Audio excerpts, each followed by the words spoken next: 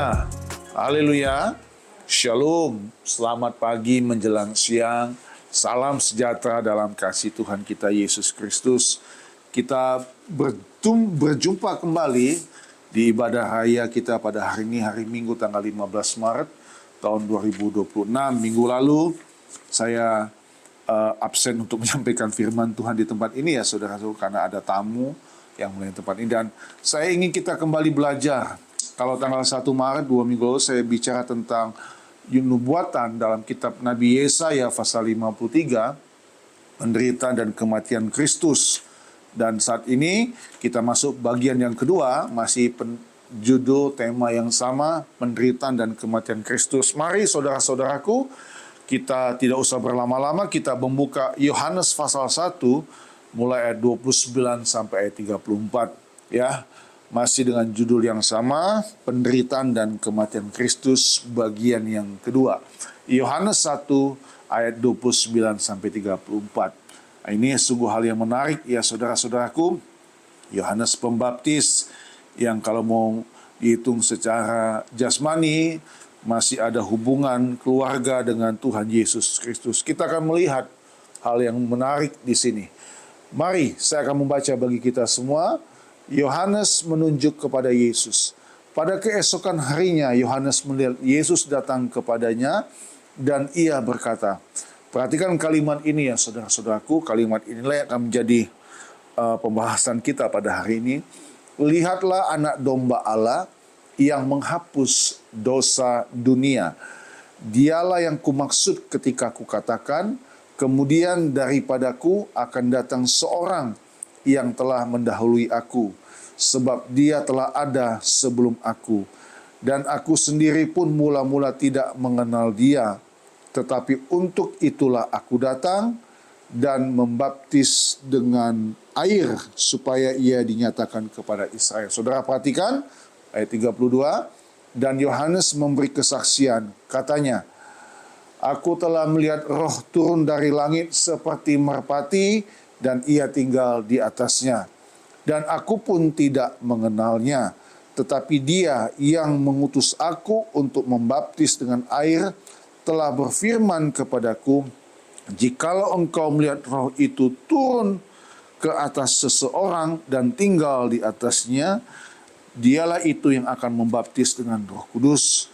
Dan aku telah melihatnya dan memberi kesaksian, ia inilah anak Allah. Nah, saudara perhatikan ya, bahwa kalau 2 minggu yang lalu Nabi Yesaya menubuatkan tentang seorang hamba yang menderita, penggambaran tentang Mesias. Dan hari ini bukan lagi suatu nubuatan, tapi pribadi Yesus ada di hadapan masyarakat Yahudi pada waktu itu. Nah, masih dalam masa Prapaskah, saudara-saudara, kita kembali, saya mengajak kita semua untuk merenungkan firman Tuhan kembali tentang karya keselamatan yang dikerjakan oleh Tuhan Yesus Kristus. Ya, saudaraku, dalam dunia ini Tuhan memberikan begitu banyak kepercayaan kepada setiap orang yang berharap dan percaya kepada Tuhan. Setiap kita dikaruniakan Tuhan karunia masing-masing. Ya, setiap kita mengemban tanggung jawab yang Tuhan percayakan kepada kita. Dan saya mau berkata, apapun yang Tuhan percayakan kepada setiap pribadi kita masing-masing, kerjakan itu dengan ketulusan kita. Haleluya, saudaraku. Kerjakan itu dengan kesungguhan yang Tuhan berikan kepada kita. Dan kerjakan itu dengan kesetiaan kepada Tuhan. Haleluya. Karena kita percaya bahwa apapun yang kita kerjakan tidak akan pernah sia-sia. Saya membuat satu status ya, bahwa pekerjaan kita adalah gambaran ketaatan kita kepada Allah.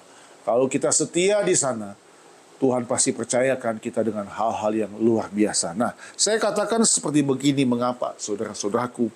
Ya, ribuan kali saudara sudah tahu bahwa kedatangan Tuhan Yesus yang pertama untuk menyelamatkan setiap orang yang berdosa, untuk menyelamatkan setiap orang yang dikuasai oleh kehidupan yang membuat hidupnya lupa kepada Tuhan.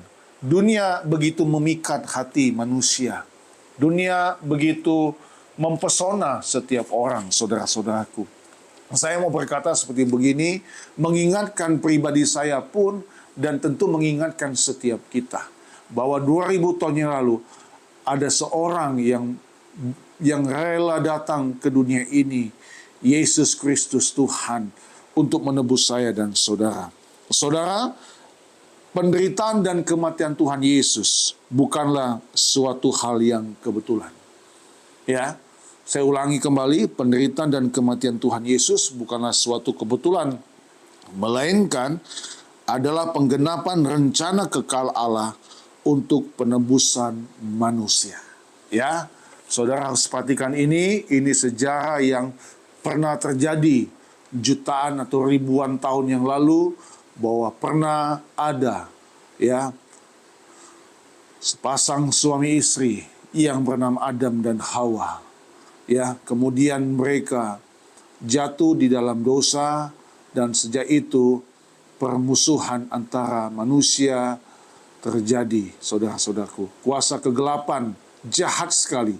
Itulah sebabnya saya ingin kita benar-benar menghayati apa makna di balik penderitaan dan kematian Tuhan. Nah, saudaraku, perhatikan. Yohanes Pembaptis menjelaskan kepada masyarakat Yahudi pada waktu itu siapa Tuhan Yesus. Kalau saudara tidak keberatan, saya akan baca bagi kita semua. Saudara tolong simak. Yohanes 1 ayat 19 mulai. Ya, kalau tadi kita membaca Yohanes 1 ayat 29, sekarang mulai ayat 29. Perhatikan kesaksian Yohanes tentang dirinya sendiri. Ini untuk membuka membuka awal dulu supaya saudara mengerti mengapa saya hari ini mengambil ayat-ayat ini. Karena walaupun bagaimanapun juga, ya, Yohanes Pembaptis ini punya hubungan kekerabatan dengan Tuhan Yesus, dan kalimat yang penting yang nanti akan saya jabarkan bagi kita semua itu terdapat di ayat 29 tadi yang saya bilang, yaitu lihatlah anak domba Allah yang menghapus dosa dunia. Nah, saudara perhatikan ayat 19. Kesaksian Yohanes tentang dirinya sendiri. Dan inilah kesaksian Yohanes ketika orang Yahudi dari Yerusalem mengutus beberapa imam dan orang-orang Lewi kepadanya untuk menanyakan dia. Perhatikan saudara-saudaraku ya. Siapakah engkau? Ia mengaku dan tidak berdusta, katanya. Mereka bertanya, siapa kamu? Aku bukan Mesias. Lalu mereka bertanya kepadanya, kalau begitu siapakah engkau? Elia. Dan ia menjawab, bukan. Engkaukah nabi yang akan datang? Dan ia menjawab, bukan. Maka kata mereka kepadanya, siapakah engkau? Sebab kami harus memberi jawab kepada mereka yang mengutus kami. Apakah katamu tentang dirimu sendiri? Jawabnya, perhatikan saudara-saudaraku. Ya, akulah suara orang yang berseru-seru di padang gurun. Luruskanlah jalan Tuhan seperti yang telah dikatakan Nabi Yesaya. Nah, saudara perhatikan kaitannya dengan Nabi Yesaya, dengan perkataan Nabi Yesaya yang 2 minggu lalu saya sudah sampaikan firman Tuhan yang ditulis dalam Yesaya 53. Dan di antara orang-orang yang diutus itu ada beberapa orang Farisi. Mereka bertanya katanya, mengapakah engkau membaptis jikalau engkau bukan Mesias, bukan Elia, bukan Nabi yang akan datang? Yohanes menjawab mereka, katanya, aku membaptis dengan air. Perhatikan ini saudara-saudaraku.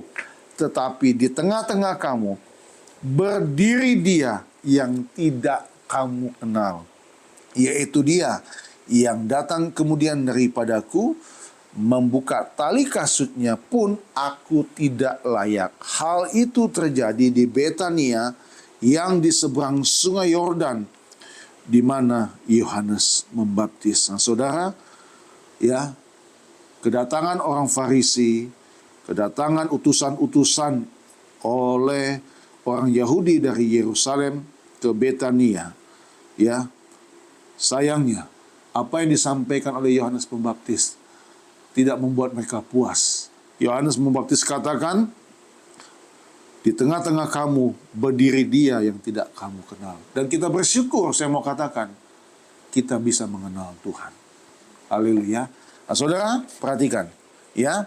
Hari ini kita akan melihat ya bagaimana dia yang tidak dikenal oleh masyarakat Yahudi pada waktu itu, khususnya orang Farisi, ya, imam-imam dan orang-orang Lewi. Bayangkan ada orang-orang Lewi pun diutus kepada Yohanes untuk menanyakan tentang Yohanes Pembaptis.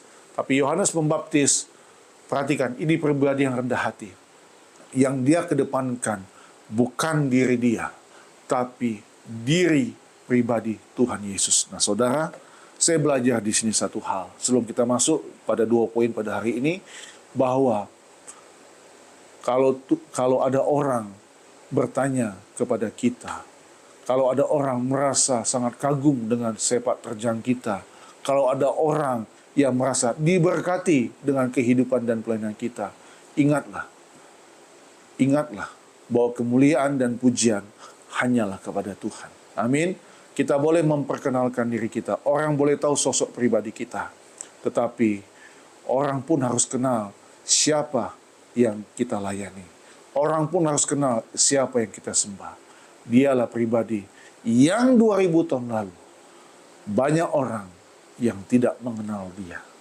Alkitab katakan. Tapi puji Tuhan, Tuhan membuat saya dan saudara mengenal dia. Kalau kita sudah mengenal Tuhan, saudara-saudara, dunia ini tidak berarti lagi. Haleluya. Yesus segala-galanya. Kita naik tadi nyanyikan lagu.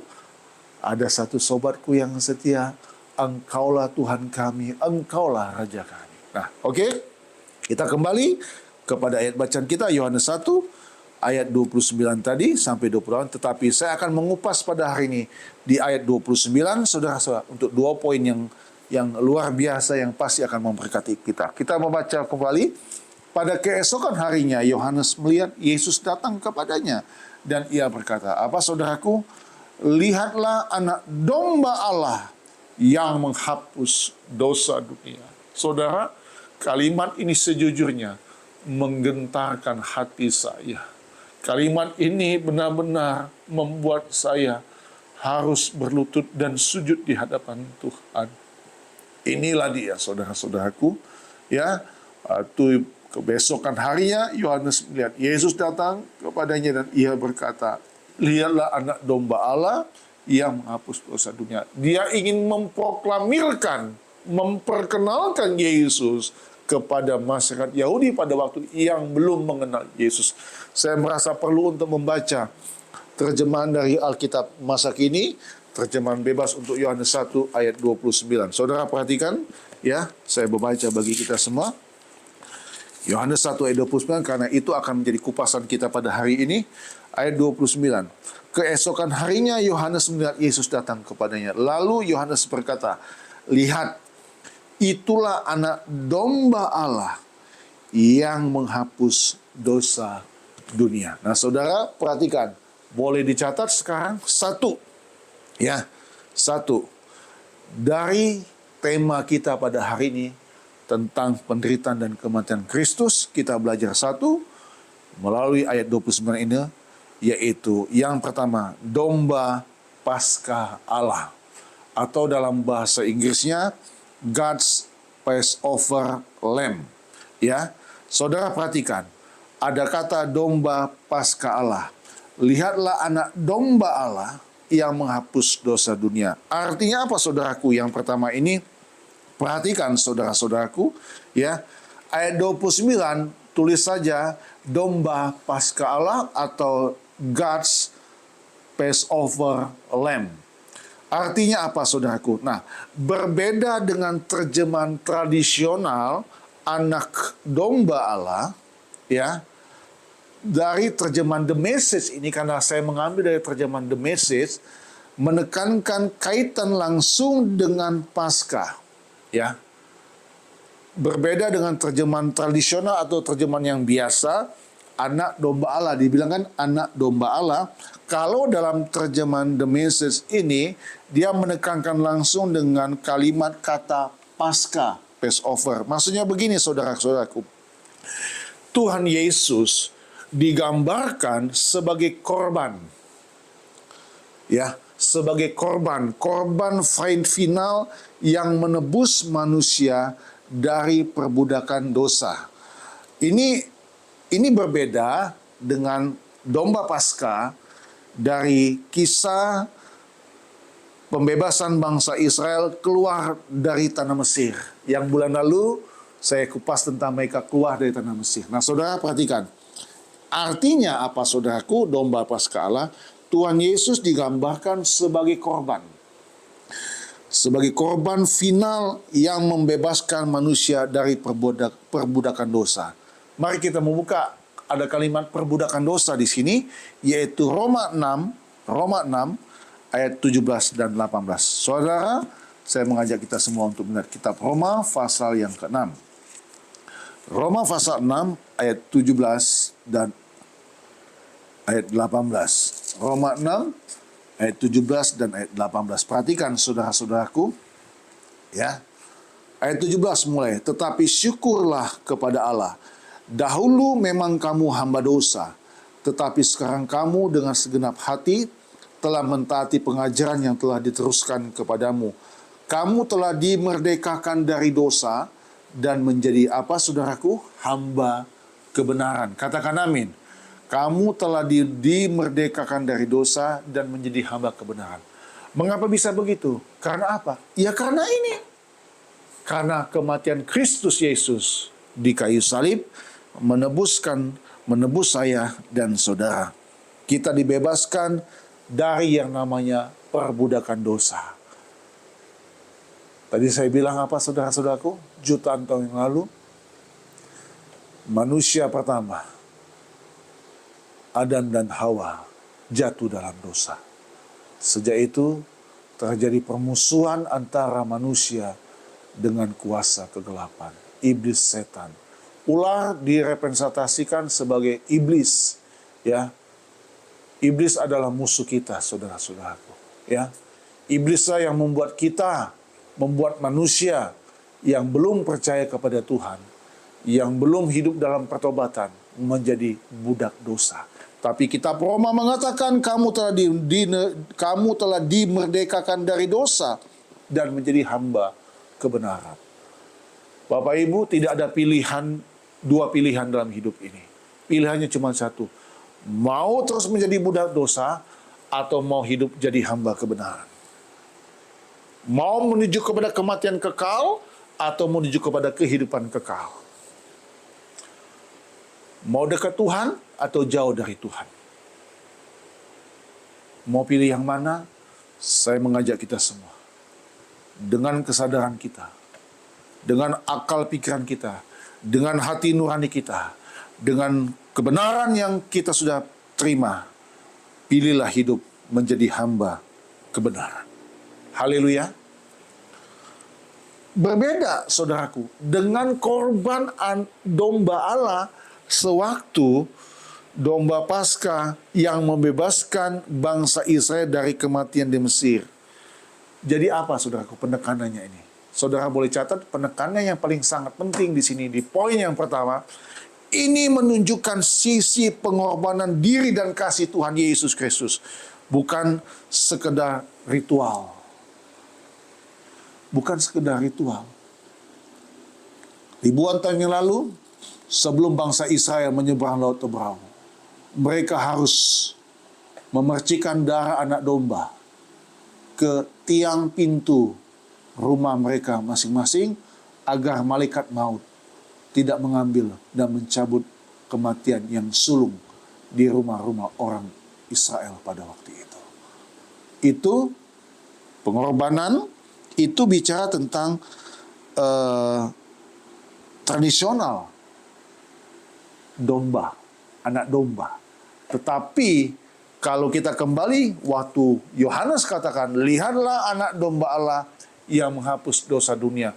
Kalimat ini, saudara-saudaraku, waktu saya mempersiapkan ini, saya merasakan bahwa Yohanes Pembaptis pun dia sudah mengetahui bahwa kelak nanti 3,5 tahun kemudian saudaranya ini akan menghadapi kematian yang mengerikan untuk menembus dosa-dosa umat manusia. Haleluya, saudara-saudaraku. Bapak Ibu, jangan kenal Yesus hanya kulit luar saja. Jangan kenal Yesus seperti orang-orang Yahudi pada waktu itu. Mari kita menghayati apa kasih itu, apa pengorbanan diri itu. Inilah pengajaran tertinggi dari iman orang percaya, dari Tuhan Yesus kepada orang percaya maksud saya, yaitu kasih. Belajarlah untuk mengasihi. Saudara-saudaraku, Tuhan Yesus digambarkan sebagai korban.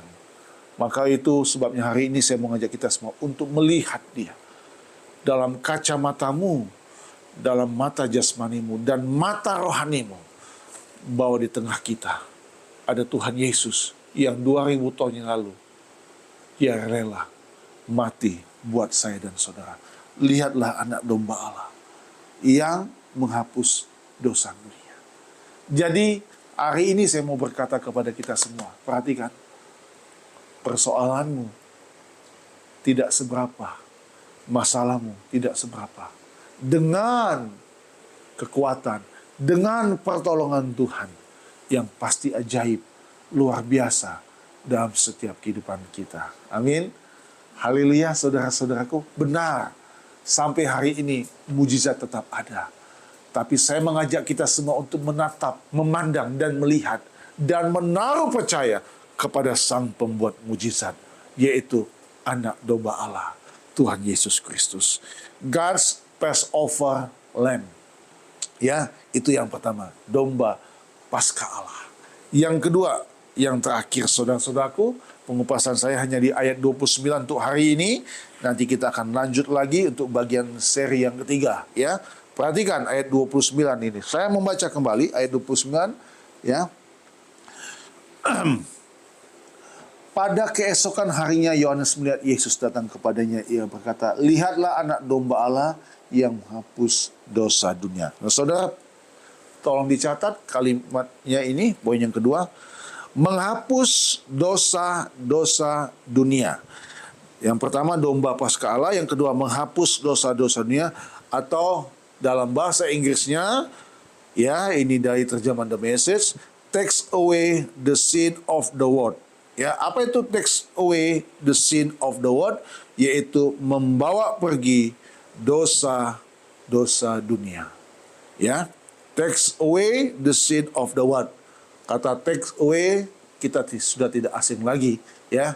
Kalau kita datang ke suatu gerai food atau tempat makan, ya ada yang bagian take away, ya, yang kita beli hanya pesan dari kendaraan saja, kemudian kita bawa pergi.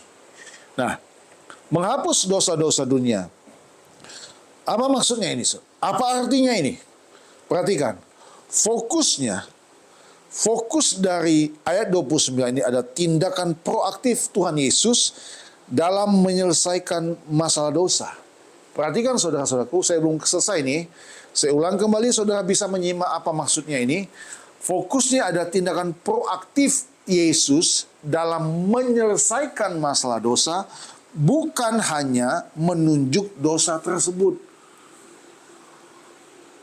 Tuhan Yesus, saudara perhatikan, Dia proaktif menyelesaikan masalah dosa. Ya, bukan hanya menunjuk dosa tersebut. Maksudnya, Yesus Kristus datang untuk memikul, untuk membawa pergi, take away yang tadi saya bilang, dan melenyapkan beban dosa, melenyapkan rasa bersalah dan malu dari dunia ini. Ini yang bisa saya sampaikan. Saya ulangi, maksud dari tindakan proaktif Yesus ini, Dia bukan saja menyelesaikan masalah dosa, tapi dia bukan saja menunjukkan dosa itu, tapi Dia menyelesaikan masalah dosa dengan cara apa, saudara? Dengan memikul, membawa pergi, dan melenyapkan beban dosa, beban rasa bersalah dan malu dari dunia. Yuk, saya mengajak kita semua untuk membuka dua ayat firman Tuhan. Yang pertama, dalam 1 Yohanes 3 ayat kelima untuk melengkapi poin yang kedua ini tentang take away the sin of the world atau menghapus dosa-dosa dunia ya. 1 Yohanes 3 kita buka lebih dahulu. 1 Yohanes pasal 3 saudara-saudaraku. 1 Yohanes 3 pasal 3 ayat yang kelima. Saya baca bagi kita semua. 1 Yohanes 3 ayat 5. Atau mulai dari ayat 4 ya saudaraku, saya mulai dari ayat 4 ya. Setiap orang yang berbuat dosa, melanggar juga hukum Allah, sebab dosa ialah pelanggaran hukum Allah. Ayat 5-nya perhatikan, dan kamu tahu bahwa ia telah menyatakan dirinya supaya ia menghapus segala dosa, dan di dalam dia tidak ada dosa. Saya cuma pakai kata, wow, amazing. Ini luar biasa. Ini sungguh hal yang luar biasa.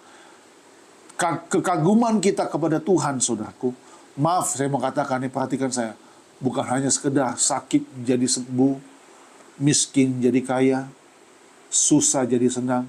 Tapi bagaimana kehidupan kita yang jadi budak dosa diangkat oleh Tuhan dengan cara dia memikul, kemudian take away, membawa pergi dan melenyapkan dosa itu dan rasa bersalah dan rasa malu dari dunia dengan cara kematiannya di kayu salib. Saudara, apa yang menjadi beban hidupmu? Saya ulangi kembali ini. Ya, tidak ada masalah besar dalam dunia ini selain masalah dosa, saudara-saudaraku. Kalau hidupmu masih merasa jauh daripada Tuhan, setiap orang yang berbuat dosa melanggar juga hukum Allah, sebab dosa ialah pelanggaran hukum Allah. Ayo, kembali kepada Tuhan. Tuhan Yesus bukan hanya menunjuk dosa itu, tapi dia menyelesaikan masalah dosa itu. Apalagi kalau hari ini engkau masih memikir-mikir siapa Tuhan Yesus itu, siapa Yesus. Izinkan saya, Bapak Ibu, saudara-saudari yang menonton video khotbah ini, kalau engkau masih adalah orang yang belum percaya kepada Tuhan, saya mau berkata, dialah Yesus, anak domba Allah, yang menghapus dosa dunia. Dia bisa membawa hidupmu terangkat dari lembah kegelapan, masuk kepada tempat yang penuh dengan kemuliaan Tuhan. Haleluya, saudara. Gereja harus mengatakan ini. Gereja harus mengatakan bahwa Yesuslah satu-satunya juru selamat dalam kehidupan umat manusia. Tidak ada juru selamat lain. Orang lain, siapapun dia, hanya bisa menunjuk dosa. Memang manusia, kecenderungan hatinya, suka menghakimi sesama. Tapi tidak bisa memberikan solusi. Tidak bisa memberikan jalan keluar. Tapi Tuhan Yesus, dia bukan hanya menunjukkan dosa itu, tapi dia bilang, dia bisa menyelesaikan masalah dosa. Saya kagum dengan satu kisah dalam Injil Yohanes, sewaktu ada wanita yang kedapatan berbuat zina. Setelah orang-orang yang menghakimi wanita ini satu persatu pergi, tinggal Tuhan Yesus dan wanita ini. Tuhan berkata apa, saudaraku? Pergilah dan jangan berbuat dosa lagi. Saudara lihat, perhatikan. Pergilah. Kalau saya boleh meneruskan kalimat ini, lihatlah anak domba Allah. Kamu jangan berbuat dosa lagi. Pintu keselamatan masih terbuka. Pintu anugerah itu masih terbuka. Saudaraku, satu ayat firman Tuhan yang terakhir untuk melengkapi poin kedua. Mari buka, karena waktu saya membaca ayat firman Tuhan ini, saya benar-benar sangat diberkati luar biasa. Ibrani pasal 9 ayat 28. Ibrani 9 ayat 28, dan nanti saya akan baca dalam terjemahan lain. Perhatikan saudara-saudara, Ibrani 9 ayat 28. Demikian pula Kristus hanya satu kali saja mengorbankan dirinya untuk menanggung dosa banyak orang. Saudara, kalimat ini benar-benar menggentarkan hati saya. Saya ulang kembali ya. Demikian pula Kristus hanya satu kali saja mengorbankan dirinya untuk menanggung dosa banyak orang. Sesudah itu, ia akan menyatakan dirinya sekali lagi tanpa menanggung dosa untuk menganugerahkan keselamatan kepada mereka yang menantikan dia. Supaya lebih mengerti, saya baca ayat ini dari terjemahan Alkitab masa kini. Saudara perhatikan, Ibrani pasal 9 ayat 28. Begitu juga Kristus satu kali saja dipersembahkan sebagai kurban untuk menghapus dosa banyak orang. Ia akan datang lagi pada kedua kalinya, bukan untuk menyelesaikan persoalan dosa, tetapi untuk menyelamatkan orang-orang yang menantikan kedatangannya. Saudara, kalau saya pakai kalimat yang paling gampang, inilah yang namanya satu paket.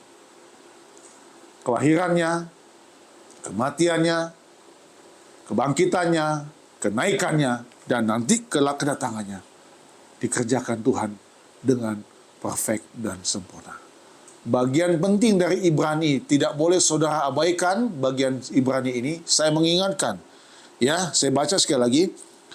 Ia akan datang lagi pada kedua kalinya, bukan untuk menyelesaikan persoalan dosa. Sudah selesai. Kematiannya sudah selesai. Sudah final. Yang tadi saya bilang, sudah final. Tetapi untuk menyelamatkan orang-orang yang menantikan kedatangannya. Saudara, pagi tadi, sementara kami akan bersiap ibadah, saya biasa memutar lagu-lagu rohani. Saya memutar lagu-lagu yang temanya tentang kedatangan Tuhan kali yang kedua. Kelak ada tangis, ya. Saudara, persiapan hati dan hidupmu. Tuhan Yesus adalah jawaban Allah. Saya bilang, Tuhan Yesus adalah jawaban Allah bagi kehancuran manusia. Ia bukan hakim yang kejam, melainkan anak domba yang rela dikorbankan untuk memulihkan hubungan manusia dengan Allah.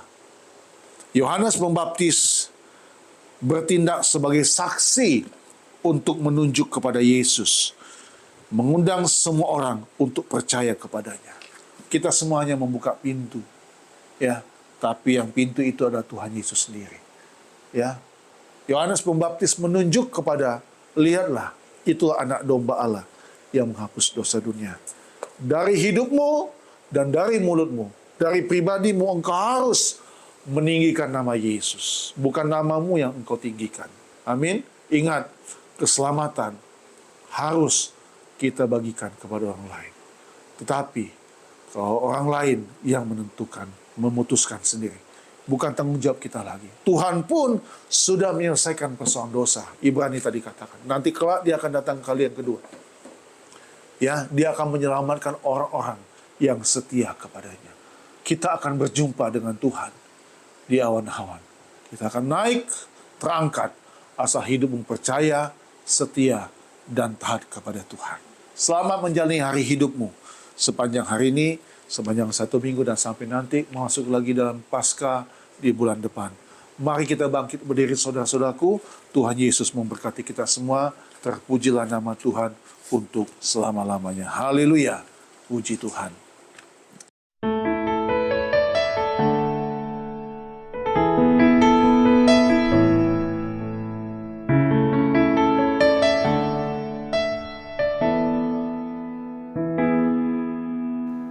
Telah kulihat bukti kasih-Mu, Kau menderitakan ikanku.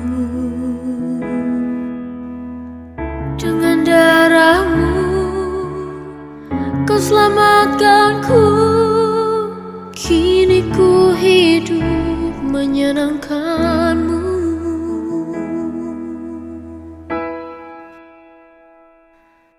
Terlalu besar kasih-Mu Bapa, pengorbanan yang Kau berikan bagiku. Terlalu mahal tercurah untuk menebus hidupku.